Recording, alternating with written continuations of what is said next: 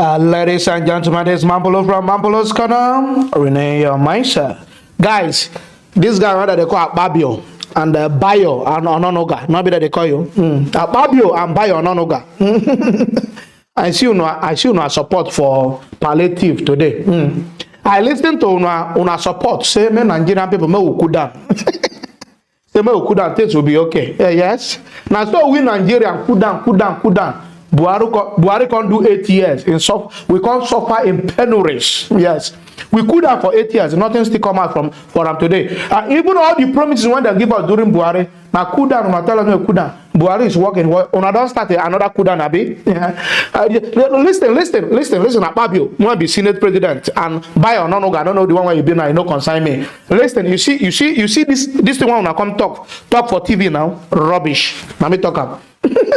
Nonsense talk. When I come talk, even that Akpabio, I don't even understand what they talk there. You people are confusing me.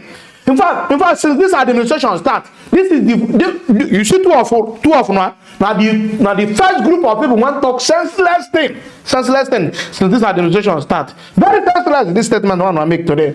You know I don't feel high things for you, but your statements were outrightly senseless. I don't want to talk too much.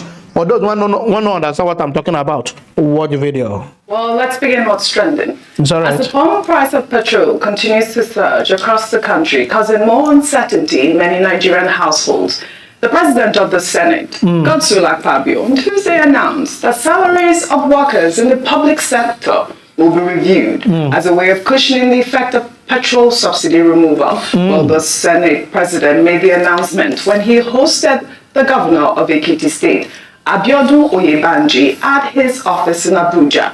Akpabio also stated that the country would not have survived the next few years if subsidy was still in place. It's all right. With the stoppage of the fuel subsidy, imagine, look at the cooperation of Nigerians. Even Nigerians were tired of the fuel subsidy. I'm the one telling you, they were tired of the fuel subsidy. And they are prepared, they say, yes, so long as we have fuel to buy, it doesn't matter the amount. So long as government can also think of how to bring up policies that will reduce the suffering that people are passing through. I know a lot of things are in the offing.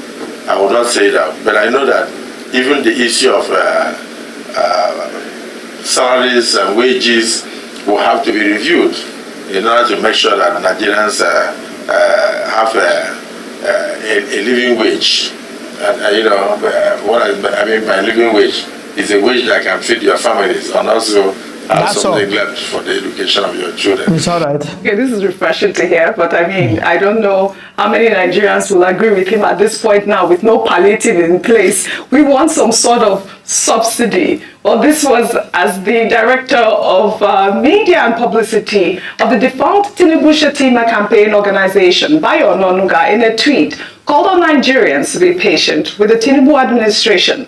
Onanuga admitted that everyone, including those in the All Progressives Congress, are all feeling the heat arising from the petrol subsidy removal. Well, let's take his tweet.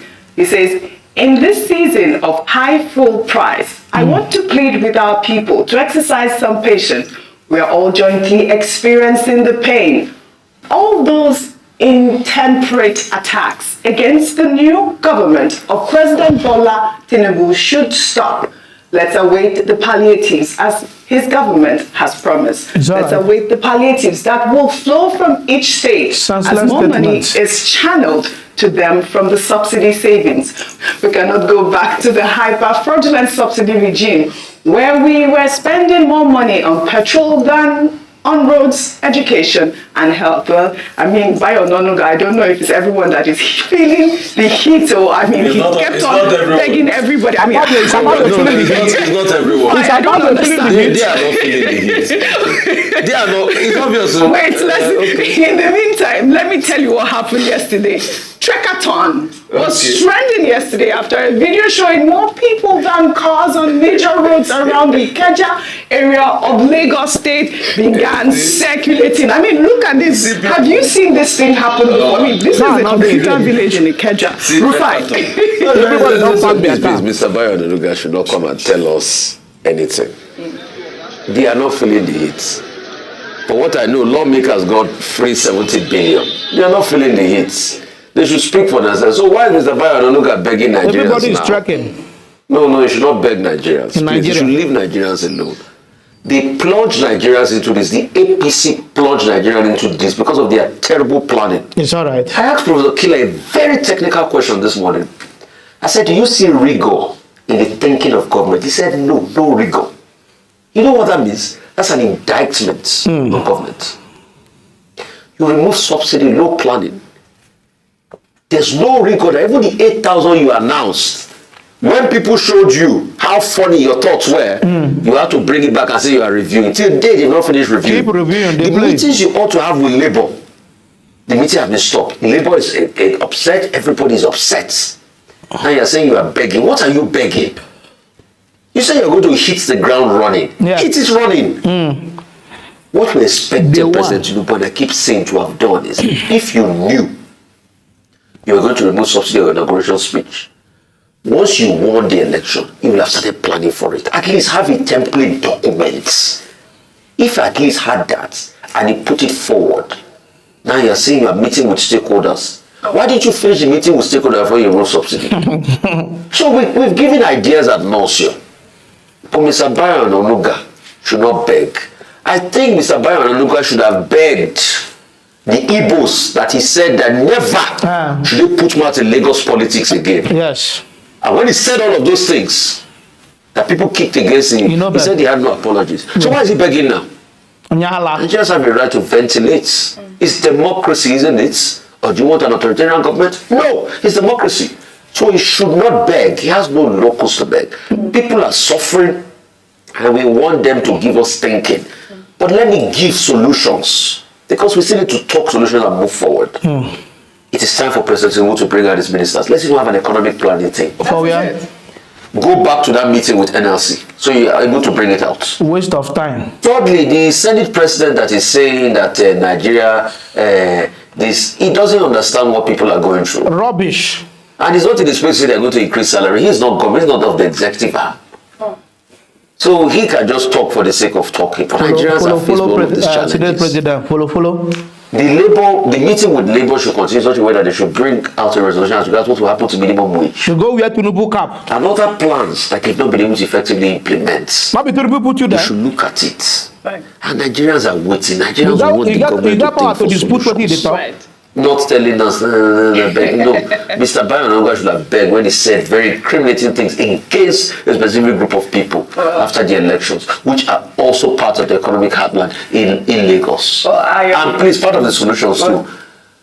Where is the train in Lagos? We talked about that. No, where is the train? Maybe they say they launched a train there. When is it going to start? I think maybe if that one starts, it will cushion the effect in Lagos. We talked about that. But you know that, Rufai, the president met with Vice President Kashim Shettima and Senate President Godswill Akpabio and some, other state governors as part of efforts to discuss the, continuing palliative conversations. Governor of Lagos State was in attendance, Imo State Governor, as well as, Dakpo Abiodun.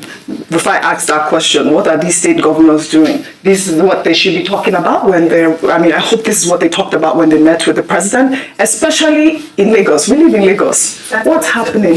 What's happening with the train? If I ask that question. Thank you. I mean, in the earlier stories, you had highlighted that the governor of Bayelsa State and also provided a bus palliative. On the show, we talked about the governor of Borno State as well, who have, in their own way, responded at least immediately to the needs of their people. But there's a deafening silence from Lagos State, which is the commercial capital of the country, where they have their internally generated revenue is the highest in the country. Why is Governor Babajide Sanwo-Olu not saying anything? We saw the computer village videos. This has hit Lagosians and hit businesses in Lagos State, which is responsible for the taxes that the government looks to help to show up IGR. Why is the governor not saying anything? So it's one thing to go to Abuja to have meetings, which is good. We hope that Waste the of president time. would engage with subnationals. But beyond that, the state can do something. It's often been said that there's so much attention on the federal, on the center, that we ignore the chief executive of state and what they are doing in terms of palliatives. Has he met with business owners? Has he felt the pulses of SMEs in Lagos State? Does he understand the reality and the sufferings of people in Lagos State? And what is his immediate response? Everybody, He they doesn't walk out have with to the wait for the president before he acts. All cars packed. Guys, when I don't see them, you open your mouth, not into the chop yam and cocoa yam. They tell us, say, everybody is suffering this thing. How can everybody be suffering this thing? Akpabio, are you suffering this thing with all the convoy when they follow you? And Bayo Onanuga, I don't know who they call now. Is Tinubu suffering this thing without those convoy? You people deliberately orchestrate suffer for the poor masses. And I go keep on for them. The poor. Look at people trekking. They have cars, all the cars in Lagos parked. Everybody is going with their leg. Look at these bells, yes. And you say everybody is suffering equally. Hey, you want to be senior president? Akpabio, are you walking with your leg? And that Bayo Onanuga, are you people walking with legs? Yeah, no, you're not going with legs. You're going with your convoys. You say everybody is suffering. This is the most stupid talk one I don't hear since this administration starts. Instead of you accepting your failures and telling Nigeria how you are going to rectify it, and you are telling us everybody is involved. Who is everybody involved? You even know everybody is involved. And I mean follow now they do this government. I follow now they bring policies when they affect the government. In fact, I know one verse. It's too early to verse for this government. It's all right. Make una they do it, una they do with the look now. Make una they play. They play with the watch now. Guys, if you love what you are doing here, don't forget to subscribe to my YouTube channel. Follow me on Facebook, Instagram, on Twitter, even on TikTok. All of my political love, guys. Peace out.